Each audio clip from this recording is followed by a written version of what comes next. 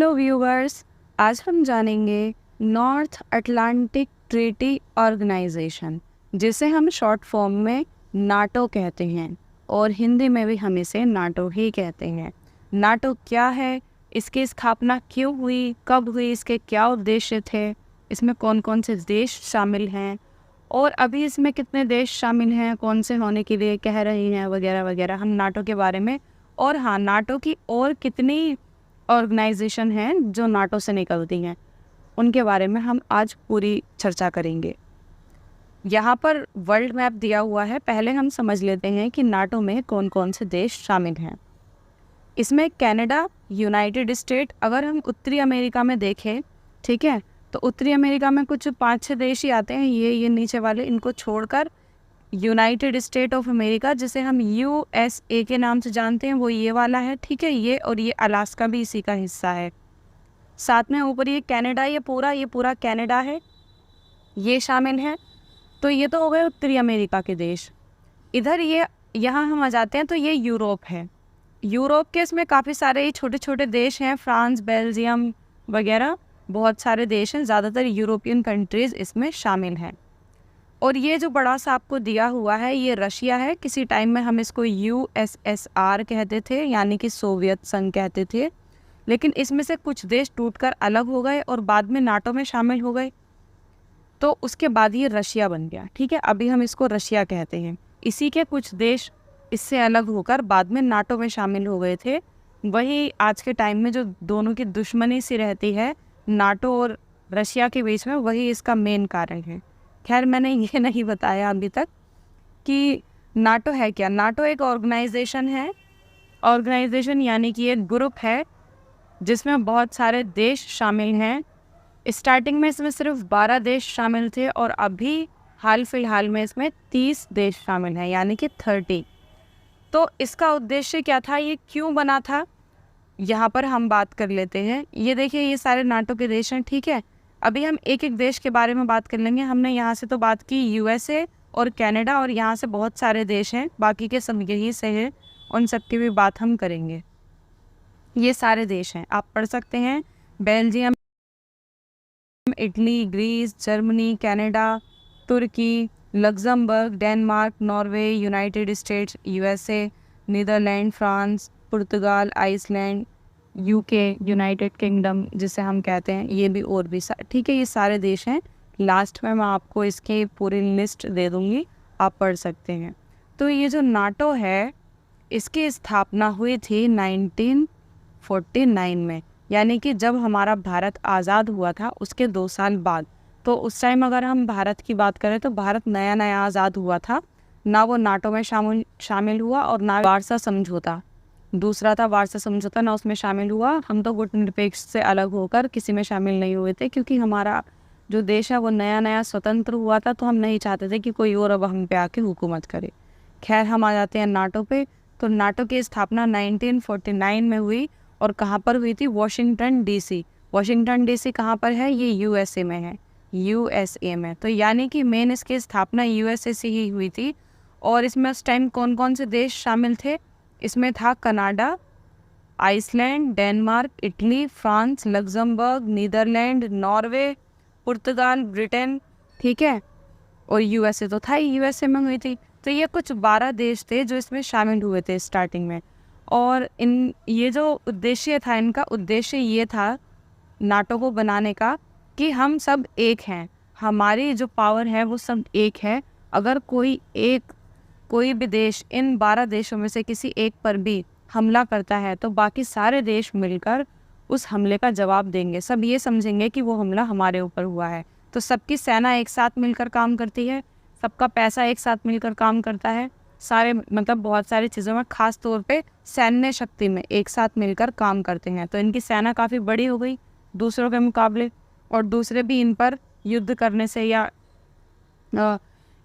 मतलब इनके खिलाफ जाने से पीछे हटेंगे, क्योंकि बाकी देश भी उन पर हमला कर सकते हैं। तो उस टाइम तो इसमें सिर्फ 12 देश शामिल थे, और इसका उद्देश्य ये था कि बाहर से जो कोई आक्रमण होता है उसके खिलाफ अपने देशों को उनसे हिफाजत में रखना।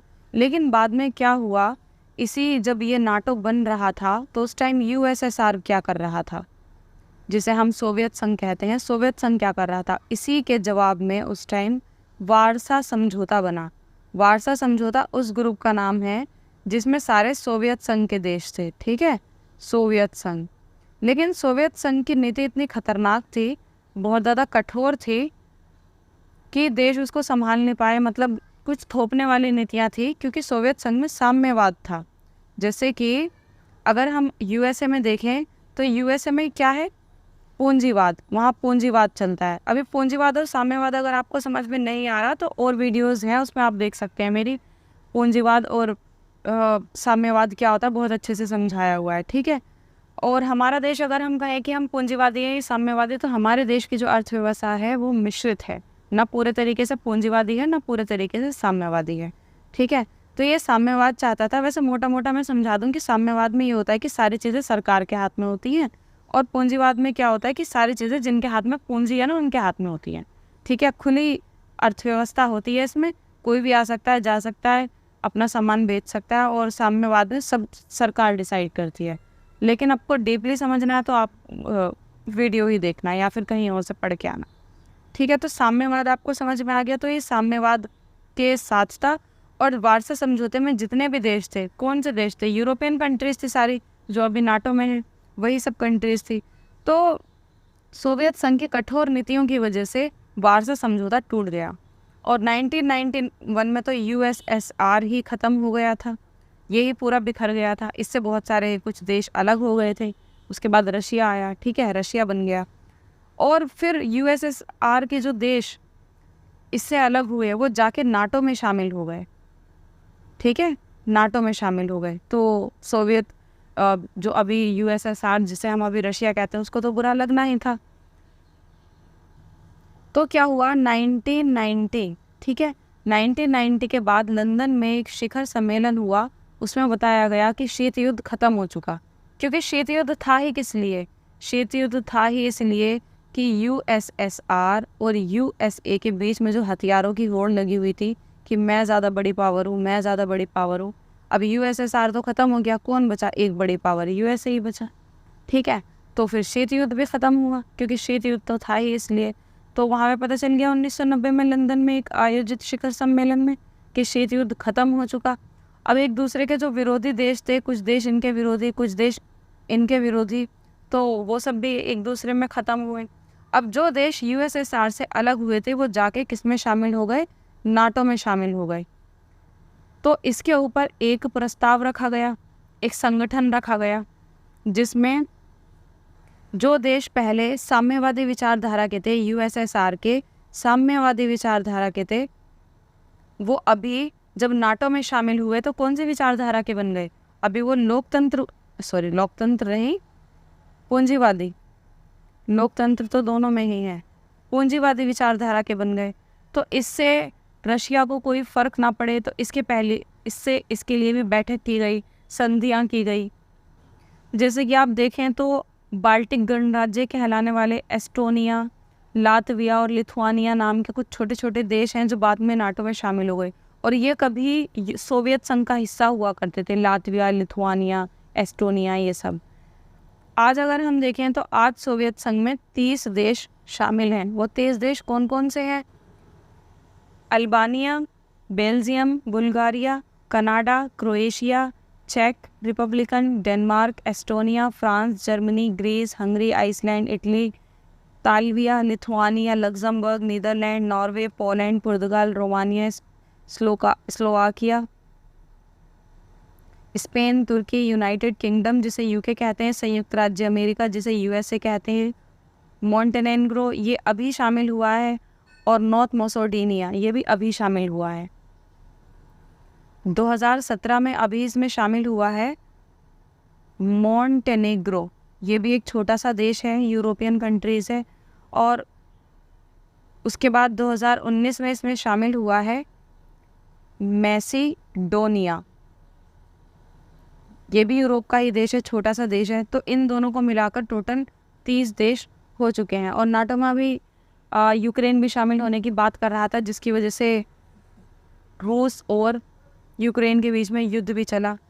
अब नाटो की अगर हम बात करें तो नाटो में लगभग 70 लाख सैनिक हैं, 70 लाख, जो दुनिया के 70% हैं। मतलब बाकी पूरी दुनिया का 30%, ठीक है, 30% सैनिक पूरी दुनिया में, और अकेले नाटो में, सिर्फ नाटो के जो देश हैं उसमें 70 लाख सैनिक हैं, यानी कि बहुत ज़्यादा तादाद में, बहुत ज़्यादा। अगर हम इसमें देखें कि दुनिया के जो सबसे बड़ी अर्थव्यवस्था वाले देश और ताकतवर देश हैं, जैसे कि USA, France, UK, United kingdom जैसे देश नाटो में शामिल हैं। तीनों ही बहुत बड़े देश हैं, मतलब एरिया वाइज बड़े नहीं हैं, ताकतवर देश हैं। तो ये तो हमें पता चल गया कि नाटो की स्थापना क्यों हुई थी, ठीक है, कि किसी एक देश पर अगर कोई भी देश हमला करता है तो ये सारे मिलकर उस पर हमला करेंगे। और इसका जो मेन लीडर बना हुआ है, किसकी चलती है, वर्चस्व किसका है, तो यूएसए का वर्चस्व है। यूएसए की सबसे ज़्यादा चलती है नाटो पे। नाटो की स्थापना ही यूएसए ने की थी। अब मैं आपको एक चीज़ और बता दूं कि एक ही ऑर्गेनाइजेशन में से बहुत सारी छोटी छोटी ऑर्गेनाइजेशंस निकल कर आती है जो अलग अलग काम करती हैं। जैसे मैं आपको स्कूल के एग्जाम्पल से समझाती हूँ। जैसे स्कूल होता है तो स्कूल कैसे काम करता है, एक प्रिंसिपल रूम होता है, एक स्टाफ रूम होता है, एक ड्राइंग रूम होता है जिसमें ड्राइंग की जाती है, ठीक है, ये सोफ़ा सेट वाला ड्राइंग रूम नहीं है। ऐसे ही लाइब्रेरी होती है, और क्या होता है, बहुत सारे रूम होते हैं, गेम्स वाला रूम होता है अलग अलग स्कूल में, कंप्यूटर रूम होता है। मतलब एक स्कूल को चलाने के लिए बहुत सारे अलग अलग चीज़ों की जैसे ज़रूरत पड़ती है कि सब अपना अपना काम संभाल रहे हैं, स्कूल चल रहा है। वैसे ही नाटो में भी हैं, ठीक है, नाटो में और अलग अलग बहुत सारी ऑर्गेनाइजेशंस हैं जो अपना अपना काम संभालती हैं, जिनके बारे में हम बात करेंगे। सबसे पहले ऑर्गेनाइजेशन का नाम है NACC। इसे हम कहते हैं नॉर्थ अटलांटिक कॉरपोरेशन काउंसिल, यानी कि उत्तर अटलांटिक सहयोग परिषद। इसका काम क्या है, इसकी स्थापना 1991 में हुई थी, तभी जब सोवियत संघ बिखर गया था और सोवियत संघ का जो वार्सा समझौता वाला जो ग्रुप था वो भी ख़त्म हो गया था, तो उसके बाद हुई थी। तो ये बनाया गया था वार्ता करने के लिए, क्योंकि जो देश नाटो में शामिल हुए थे सोवियत संघ से निकलकर, तो लड़ाई झगड़े वाली बात हो जाती ना कि वहाँ से निकले हैं तो यूरोपियन कंट्रीज़ और शामिल हो रही हैं उत्तरी अमेरिका में जाके, ठीक है। तो ये रशिया के लिए थोड़ी सी, रूस के लिए, रूस या रशिया जो भी हम कहें एक ही बात है, उसके लिए थोड़ी मुश्किल हो जाती है, क्योंकि उसी के ग्रुप से निकले हुए देश, ठीक है, और उसी की कंट्री से बटे हुए देश दूसरे देश में जाके ट्रीटी कर रहे हैं, उनके साथ जाके शामिल हो रहे हैं, तो उसके लिए ये बड़ी बात हो जाती है। किसके लिहाज से, सुरक्षा के लिहाज से, ठीक है। तो इस वजह से कि रशिया इस पे कोई अपनी क्या प्रतिक्रिया देगा, क्या करेगा, इस वजह से बात की गई, ठीक है, वार्ता की गई। तो ये ग्रुप बनाया ही वार्ता के लिए गया ताकि वो रशिया से इस बारे में बात कर सके कि हमने ग्रुप में शामिल कर लिया वगैरह वगैरह, और एक दूसरे के लिए जो भी रिएक्शन होगा वो सामने सामने मतलब पता चल जाएगा। दूसरा इसमें है नाटो का NRF। ये है नाटो रिस्पॉन्स फोर्स, ठीक है, हिंदी में भी यही है, नाटो रिस्पॉन्स फोर्स। इसकी स्थापना कब हुई, इसकी स्थापना 2002 में हुई। ये वाला ग्रुप इसलिए बनाया गया है कि किसी भी एक देश पे हमला होता है अगर, तो चाहे वो हमले का जवाब भूमि से देना पड़े, मतलब ज़मीन वाली सेना से, वायु सेना से देना पड़े, या समुद्र से देना पड़े, समुद्र वाली सेना से, ऑपरेशन एकदम तुरंत किया जाएगा, त्वरित कार्यवाही की जाएगी, एकदम तुरंत प्रक्रिया दी जाएगी। और 2014 में तो इसमें और भी ज़्यादा ये पावरफुल हो चुका है, इसमें प्रमुख बल भी तैनात कर दिया गया है, ठीक है। तो ये इसलिए है कि किसी भी देश पर हमला होता है तो तुरंत कार्यवाही एकदम की जाए, ज़्यादा टाइम ना लगाया जाए। फिर इसमें एक और ग्रुप है जिसका नाम है PJC। P से परमानेंट, J से जॉइंट, C से council, permanent joint council, NATO permanent joint council, NATO रूस स्थायी साझा परिषद इसे हम कह सकते हैं।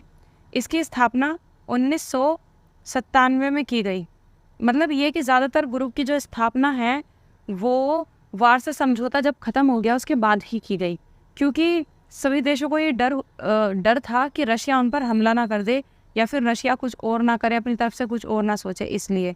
तो इसकी स्थापना किस लिए की गई, ताकि रूस से बात की जा सके, रूस से समझौते हो सकें, ठीक है, इसलिए। तो इसमें रूस भी शामिल है, रूस मतलब सिर्फ इस वाले में शामिल है, सिर्फ बात करने के लिए। जैसे हाल ही में 5 जुलाई 2019 को नाटो रूस परिषद की बैठक का आयोजन किया गया था ब्रुसेल्स में।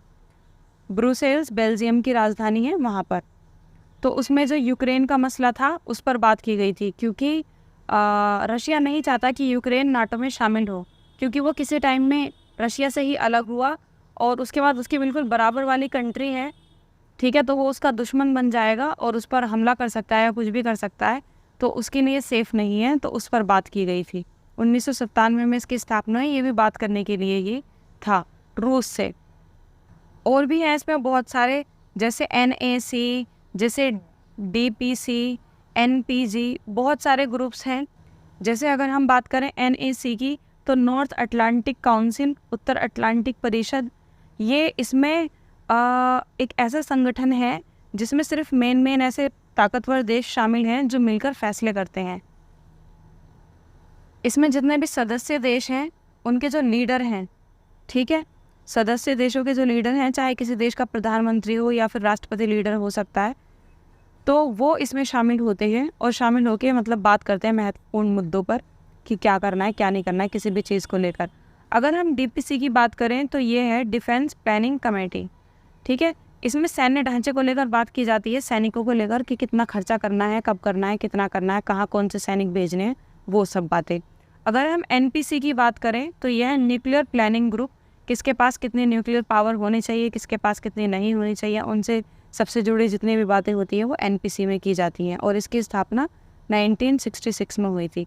इसके बाद एक और लास्ट हम आ जाते हैं MC, ठीक है, ये है मिलिट्री कमेटी। इसमें सैन्य समिति से हम कहते हैं हिंदी में। इसमें क्या क्या होता है कि मिलिट्री के जितने भी प्रमुख होते हैं, हर देश में मिलिट्री होती है, और मिलिट्री का जो भी प्रमुख होता है वो सब मिलकर बात करते हैं कि कहाँ कितनी सेना भेजनी है, कौन से किसको ट्रेनिंग देनी है, वगैरह वगैरह, ठीक है, कमांडर वगैरह सब मिलकर आपस में बातें करते हैं। अब देखो, नाटो के बहुत सारे नेगेटिव पॉइंट भी हैं और पॉजिटिव पॉइंट भी हैं, ठीक है, जिसे हम हिंदी में नकारात्मक और सकारात्मक कह सकते हैं। तो हम थोड़े से पॉइंट्स देख लेते हैं, बहुत सारे पॉइंट्स हैं। अगर हम नकारात्मक पॉइंट में देखें तो आप देखेंगे कि नाटो की जो स्थापना है वो कब हुई थी। नाटो की स्थापना हुई ही इसीलिए थी ताकि सोवियत संघ का वो विरोध कर सके, एक तरीके से साम्यवाद का विरोध। सबने इसको देखा कि वो साम्यवाद का विरोध कर रहा है और पूंजीवाद को बढ़ावा दे रहा है, ठीक है, एक तो ये इसका पॉइंट हो गया। और नाटो का जो गठन हुआ था वो शीत युद्ध को ख़त्म करने के लिए तो हुआ नहीं, उल्टा शीत युद्ध को वो और ज़्यादा बढ़ा रहा था, क्योंकि इससे USSR किस नज़र से देख रहा था, USSR देख रहा था कि साम्यवाद को बढ़ावा दे रहा है, हथियारों की होड़ लगी हुई है, सैनिक आपस में गुटबंदी कर रही है, तो इससे शीत युद्ध और ज़्यादा बढ़ रहा था, दोनों तरफ हथियारों की होड़ लग रही थी। और अगर हम नाटो को एक और चीज़ में देखें कि नाटो का जो विस्तार है वो सिर्फ अपने नाटो तक ही नहीं रहा। ऐसा नहीं कि नाटो सिर्फ अपने नाटो देशों में ही कर रहा है, जो भी कर रहा है, हमने देखा कि इसका विस्तार अंतर्राष्ट्रीय स्तर पर भी हो रहा है, वो नाटो से बाहर जा रहा है। जैसे कि आपने देखा कि नाटो ने अफ़गानिस्तान में हस्तक्षेप किया था, ईरान में हस्तक्षेप किया था, जबकि वो नाटो के सदस्य नहीं है। तो इस तरीके से, ठीक है। अगर हम इसको सकारात्मक प्रभाव में देखें तो यूरोपीय जितने भी देश हैं जो एक टाइम में प्रथम विश्व युद्ध और द्वितीय विश्व युद्ध में अपनी पावर्स खो चुके थे, उन सबको पावर मिल गई, ठीक है, वापस से उनको मौका मिला उठने का, क्योंकि सबने एक दूसरे से सैन्य गठबंधन और पैसों में और हर चीज़ में बहुत सारे गठबंधन कर लिए। द्वितीय विश्व युद्ध के बाद अगर हम देखें तो नाटो के जो पहले आपसी देशों में ही काफ़ी सारी लड़ाइयाँ रहती थी, वो सारी लड़ाइयाँ ख़त्म हो गई, क्योंकि सब एक ही मतलब एक ही संगठन के हिस्सेदार बन गए कि एक पे हमला होगा तो बाकी सब उस पर हमला कर देंगे, और सभी नाटो के सदस्य बन गए तो एक दूसरे पर हमला क्यों करेंगे। और एक तरफ यूरोपीय कंट्रीज़ को ये भी पता चल गया कि उनके लिए मतलब साम्यवाद उतना अच्छा नहीं है जितना पूंजीवाद, मतलब पूंजीवाद ने उनके लिए जितना काम किया साम्यवाद ने नहीं कर पाया उनके लिए काम, क्योंकि साम्यवाद नीतियाँ जो थी USSR की वो थोड़ी सी कठोर थी इस वजह से। तो कुछ नकारात्मक और सकारात्मक इसके प्रभाव हो गए। अगर हम अभी बात करें नाटो और रूस के मध्य विवाद की, कि बीच में नाटो और रूस के बीच बहुत सारा विवाद भी रह चुका है, दोनों में दुश्मनी सी हो गई थी, वो किस चीज़ को लेकर हुई थी। तो आपको पता है कि USSR से कुछ देश अलग हो गए थे और अलग होके नाटो में शामिल हो गए, ठीक है, उसी के देश जाके नाटो में शामिल हो गए। अब नाटो में USA ने क्या किया, यूएसए ने उन देशों पर, जैसे कि वो देश थे लिथुआनिया और लातविया और लिथुआनिया, इनमें प्रक्षेपास्त्र लगा दिए। प्रक्षेपास्त्र होते हैं मिसाइल लगा दी वहाँ पे। अब मिसाइल लगाने का मतलब क्या, वहाँ पे अपनी फोर्स भेज दी एनआरएफ के तहत।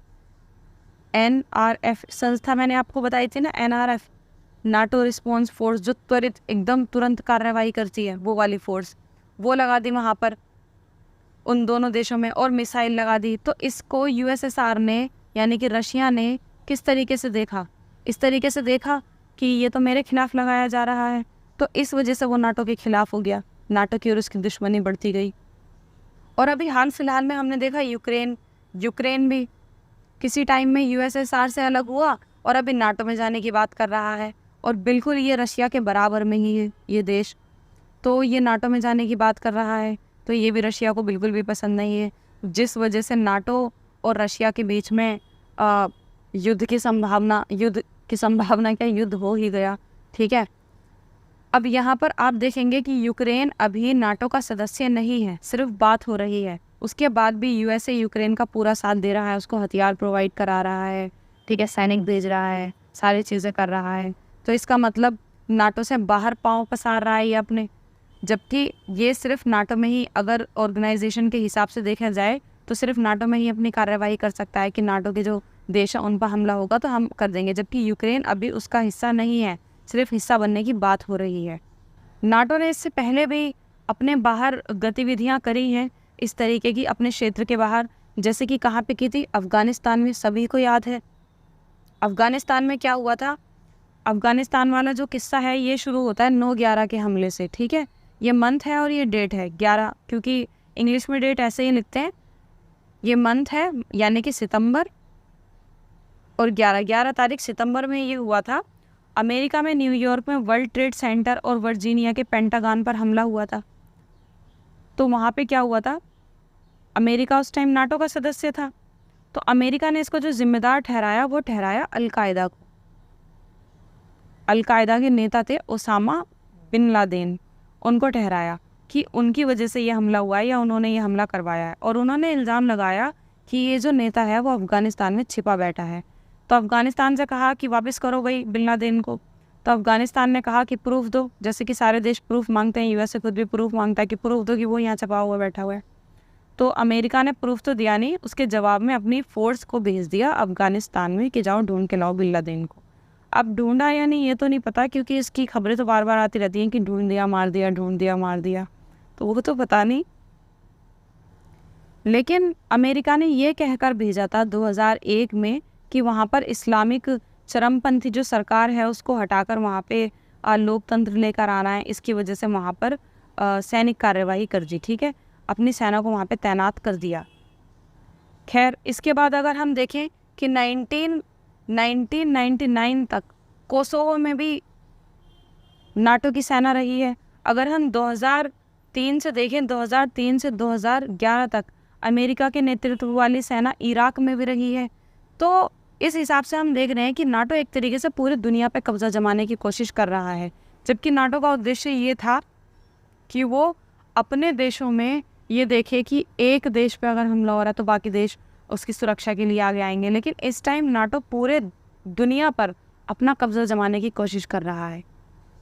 वैसे तो नाटो के बारे में और भी बहुत कुछ है मतलब बताने के लिए, लेकिन इतना काफ़ी है। आई होप आपको वीडियो अच्छा लगा होगा, और नेक्स्ट वीडियो आपको कौन से संगठन पर चाहिए आप मुझे कमेंट बॉक्स में बता सकते हैं। मिलते हैं नेक्स्ट वीडियो में। पढ़ते रहिए, खुश रहिए।